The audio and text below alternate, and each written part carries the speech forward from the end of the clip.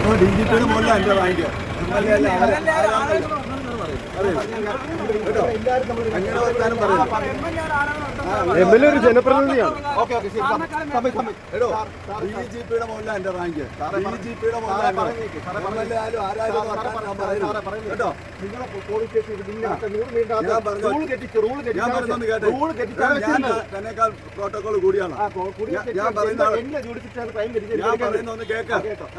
എല്ലാവരോടും ഒരേ നിയമം മതി. ഒരു കാര്യം ഞാൻ പറയാം, ഇലക്ഷൻ അങ്ങ് തീരും കേട്ടോ. DGP നല്ല ഉദ്യോഗസ്ഥന്മാരെ കേട്ടോ. അല്ല, എനിക്ക് അതേക്കുറിച്ച് ആദ്യം പറയാനുള്ളത്, ഈ വീഡിയോ PC ജോർജിൻ്റെ ഫേസ്ബുക്ക് പേജിൽ വന്നുവെങ്കിൽ അതിനകത്തെ ഗൂഢാലോചനയും അവിശുദ്ധ ബന്ധവും ആദ്യം അന്വേഷിക്കേണ്ടതുണ്ട്. കാരണം പോലീസ് എടുത്ത വീഡിയോ ആണിത്. പോലീസ് വീഡിയോ എടുക്കട്ടെ എന്ന് ഞാനും വെച്ചു. വീഡിയോ എടുത്തോളാൻ പറഞ്ഞു.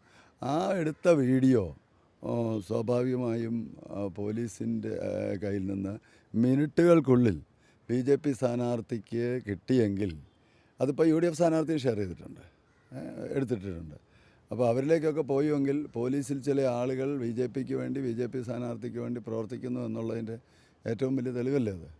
ആ തെളിവാണല്ലോ ആ വീഡിയോയുടെ രൂപത്തിൽ പുറത്തു വന്നത്. ഞാൻ ചോദ്യം ചെയ്തു ആ വിശുദ്ധ കൂട്ടുകെട്ടിനെ തന്നെയാണ്.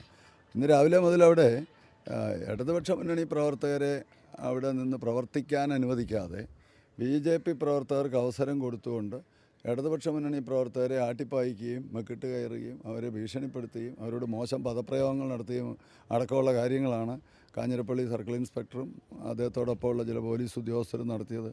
അത് സംബന്ധിച്ച് എൻ്റെ പ്രവർത്തകർ പരാതി ഉന്നയിച്ചതിനെ തുടർന്ന് ഞാൻ അവിടെ ചെന്ന അവസരത്തിൽ CI യോട് ഉണ്ടായിരുന്നില്ല. CI യോട് ആ കാര്യങ്ങൾ സംസാരിക്കുകയായിരുന്നു. ഞാനാകെ പറഞ്ഞത്, പോലീസ് ലോ ആൻഡ് ഓർഡർ പാലിക്കുന്ന കാര്യത്തിലോ തെരഞ്ഞെടുപ്പ് സമാധാനപൂർണ്ണമായി നടത്തുന്നതിന് വേണ്ടി ഇടപെടുന്നതിനെ നമ്മൾ ചോദ്യം ചെയ്യുന്നില്ല. പക്ഷേ അതിനകത്ത് പക്ഷപാതപരമായ പെരുമാറ്റം ഉണ്ടാകാൻ പാടില്ല.